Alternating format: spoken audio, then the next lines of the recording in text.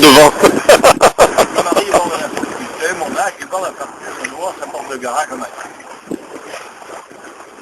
Elle, je l'ai vue après ça, je l'ai eu au téléphone et tout. Puis franchement, c'est elle. Alors d'abord, elle a mis l'âge, et puis, deuxièmement, j'ai dit, le catholique, depuis 10 ans, on aurait dû s'habituer à l'idée, quelque part, ça va finir un jour. Hein, tu as eu 30 ans de vie presque parfaite avec ton mec, les gosses ont pris la suite de l'affaire, les enfants bien, vous êtes dans une belle maison avec des gosses qui vont bien, avec tout. Et puis t'arrives, ton mari meurt, bon, il arrive un peu à l'âge où ça arrive, il a eu il avait déjà eu un problème d'affaires.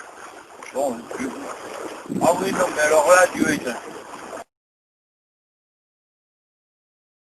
Sur une côte, c'est ça le dangereux, c'est de rentrer quelque part. Hein, tu as toujours envie de rentrer à un moment ou à l'autre. Donc le sondeur, c'est hyper important comme truc. Hein, et à la limite,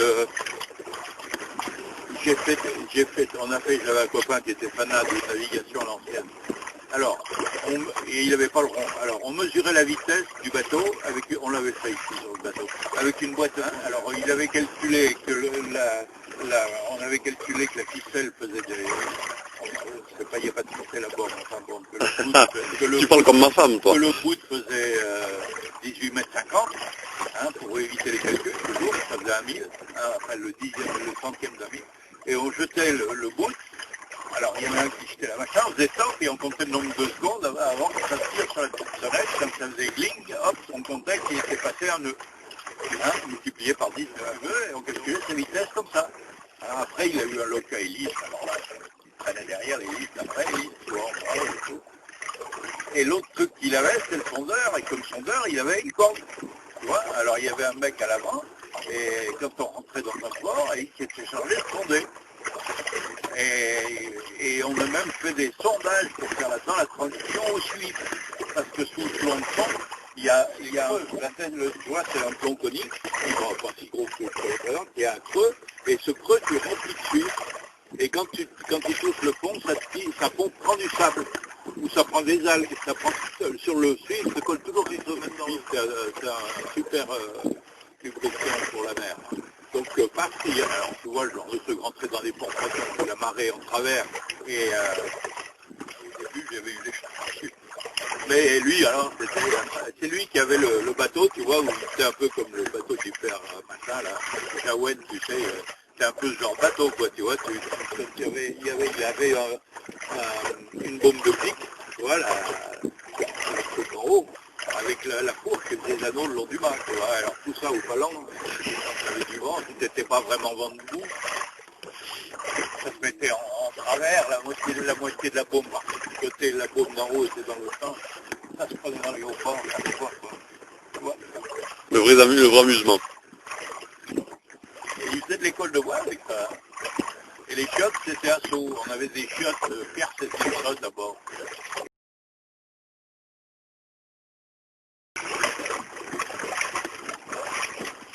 Et alors le super chiotte Pierce et Simpson, son bateau faisait de l'eau, là, il m'a dit bon il va gonfler, parce que tu parles, il va gonfler, c'est surtout nous qui gonflions à l'intérieur tellement on était trempés, hein, tu vois. Il pleuvait dedans, à l'alignement du rouf, des îlots de rouf, c'est un rouf carré sur le dessus, à l'angle avec le pont, il pleuvait, il y avait 2 gouttières à l'intérieur, alors c'est juste l'endroit où tu étais assis dedans, tu vois. Alors on était en ciré à l'intérieur pour taper le carton, tu vois. Et c'était en manche, hein.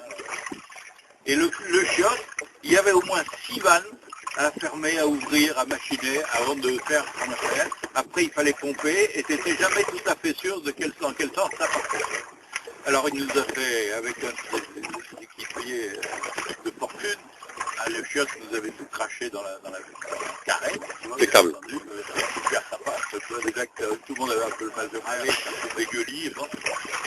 Et alors on a essayé de réparer les vannes, c'était un vieux modèle, il y avait des trucs en bronze, le chiotte lui-même était en faïence, enfin, tu vois, on aurait dû le garder comme pièce, mais il nous avait tellement emmerdé, vraiment le cas de dire, on l'a immergé au large de Ouessant, dans la tradition sur une planche. Et avec la phrase du capitaine, qui voit où est sang, voit son sang. C'était la phrase du marin. Oui. Oui, alors, je suppose que là, maintenant, on veut savoir où est ce point rouge là. Donc le report du soleil sur la Terre. La droite qui va du centre du soleil au centre de la Terre. Voilà, qu'on peut représenter comme un laser, un point laser. Voilà, l'endroit où le soleil est au zénith. D'accord. Hein, il n'est qu'à un endroit. Bien sûr. À cette seconde près, il n'est qu'à un endroit. Absolument. C'est ça qui sert dans tous les calculs de points. C'est ce point-là, avec le point avec le soleil, qui sert de point de référence.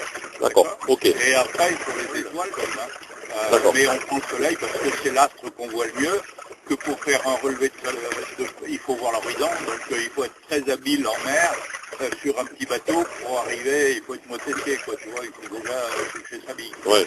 Et puis, il faisait le point tout le temps, tu comprends, donc il le faisait au tomber du jour, il le faisait au milieu de la nuit, il le faisait avec la Lune, qui est un détaillé, c'est un satellite de la Terre, hein, donc il tourne un petit peu, sa courbe à lui, elle est particulière, il y a des éphémérides spéciales, etc. Hein, donc c'est pas... Donc les éphémérides, en fait, elles te permettent de fixer le zénith de l'astre. Voilà où il est. De l'astre, quel qu'il soit. Ben, à condition que... Ce point rouge, il te dit à telle heure pour tel astre, il est à tel endroit. D'accord. D'accord, c'est la projection de l'astre sur la Terre en zénithal. Voilà. D'accord. Voilà. Ah ben tu vois, c'est clair. À chaque seconde. D'accord, comme ça, d'accord. Voilà. Et c'est par rapport à ce point qu'après on se situe. Et c'est là que ça se complique. D'accord. Alors, le truc que je te dis, c'est que ce point rouge là, en ce moment par exemple, il est quelle heure? Là, il est 10h20. Bon, je sais pas, non, bon, on va pas prendre les secondes, mais mettons 10h30. On compte que le méridien de Greenwich, je sais pas s'il doit être à 1 heure de moins, mais comme on a son heure locale, bon, mettons qu'on soit parce que tous les méridiens, tous les ont été calculés sur le méridien origine, qui est le méridien de Greenwich, qui passe par Greenwich. D'accord. Donc c'est ce qui sert de référence pour tout le quadrillage de la surface du globe, pour le quadrillage des cartes, pour tout ça. Hein. Donc vraiment, on est au mois de juillet. Donc il est passé, il est dans l'hémisphère nord, hein, puisqu'il monte et il descend le long des tropiques. Un point rouge, si tu veux, il monte à 21 degrés ou 23 degrés, je ne sais pas combien dans le nord, et c'est lié à l'inclinaison de la Terre. Hein. Et il redescend après, en hiver, hein,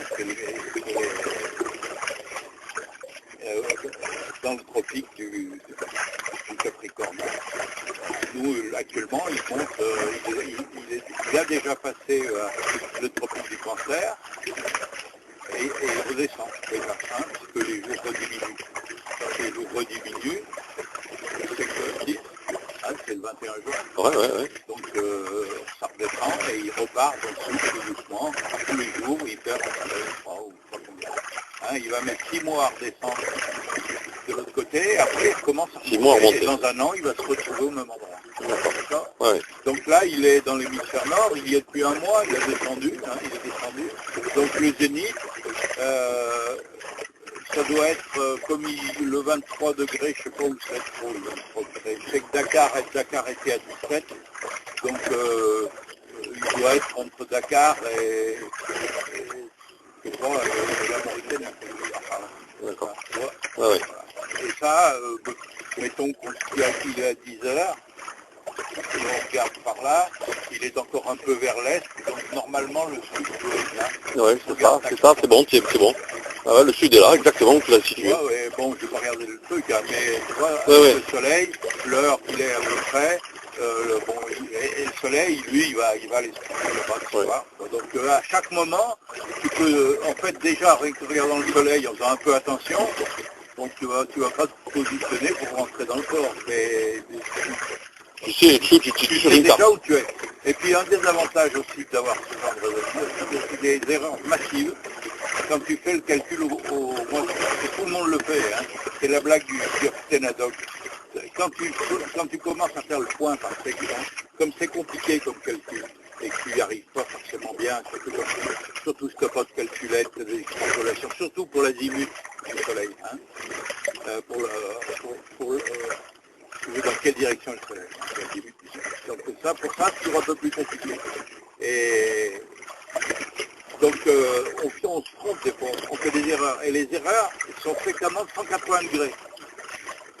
Alors ça veut dire qu'au lieu de voir, si tu réfléchis pas, au lieu de voir le soleil dans le sud, tu le vois dans le nord. Tu le vois dans le nord. Donc c'est une erreur que tu fais et qui peut, si tout de suite tu la vois pas, enfin, là je prends un cas très grave si tu veux, mais tu peux faire ce genre d'erreur, tu vois, parce que tu peux aussi bien quand tu calcules te tromper de 90 degrés, tu vois, et donc il faut toujours avoir un peu dans ta tête, dire mais est-ce que c'est vraisemblable, tu vois, ouais. Parce que le point que je fais ressemble à la vérité. En trigonométrie, tu sais, il y a un coup, on ajoute pi.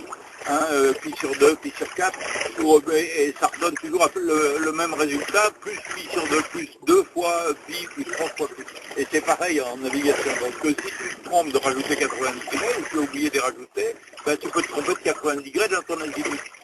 Donc il faut garder présent, ça me met le soleil au combien. Bon, tu vois, si je veux dire, là il est au 280, là, oui, il doit pas être loin, ouais, c'est ça à peu près, ouais. Au 300 plutôt. Ouais. Bon, bah, si tu veux, si jamais je fais un calcul et puis que ça me le donne au 340, c'est que je suis à côté. Il faut que je fasse gaffe. Ouais, ouais. Il faut que je refasse le calcul. Bon, peut-être que c'est moi qui ai... Il vaut mieux croiser son calcul. Mais il vaut mieux toujours se poser la question surtout quand tu fais le calcul parce que d'une machine, elles sont très cons et elles sont rarement le genre d'erreur. Parce qu'elles sont bien, une fois qu'elles sont programmées, c'est fini, elles recommencent plus. C'est compréhensible. Ah oui, oui, oui.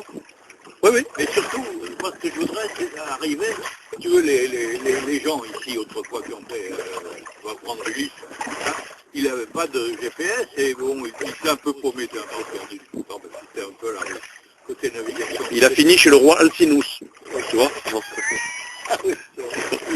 Bon, il était un peu à la rue, c'est vrai que quand tu dis ça, tout le monde lève les bras au ciel, mais c'est vrai qu'il avait heureusement un capitaine à bord, lui c'était un aventurier. Oui, oui. Et puis un navigateur, puis la navigation dans le point où il était, les îles grecques, de la botte d'Italie, c'est l'enfer. Hein, oui, mais il a fait toute la Méditerranée, puisqu'il est passé au Baléares, il est remonté vers... partout, la navigation en Méditerranée, c'est compliqué. Ouais. Donc, il n'a pas choisi le plus facile. Non, c'est pas le plus facile. Et pourtant, ils se démerdaient. Bon, Marco Polo, tous ces gens-là, ils naviguaient avec des instruments qui étaient extrêmement simples. Et ce qui est dommage un peu avec le GPS, c'est que ça te fait perdre le contact avec la réalité. Ouais. Voilà. C'est un peu comme Internet, c'est un peu comme tout. Et si tu veux, ça c'est l'histoire du capitaine Haddock. C'est comme les Dupont veulent faire le point dans je ne sais plus quel Tintin Milou. Ils viennent voir le capitaine Haddock en disant capitaine, vous nous racontez des bobards, on n'est pas au bon endroit, et le capitaine dit oui, vous êtes à Pierre à Rome. Bon, parce que vous avez fait des calculs, ils ont planté, mais aussi parce qu'il y a ce genre d'erreur qu'on peut faire. Si tu as pas un petit quelque part, dis attends, oui, ça colle, le soleil, il est bien là, tu regardes avec ton compas. Moi, j'avais un compas avec une grosse dessus, donc tu veux avec un chapeau pour le protéger, mais ça me permet de vérifier, c'est cohérent, ça va. C'est pas au 10e degré près, mais tu vois. Il faut la trop clair. Comme tu l'as expliqué, oui, il est clair.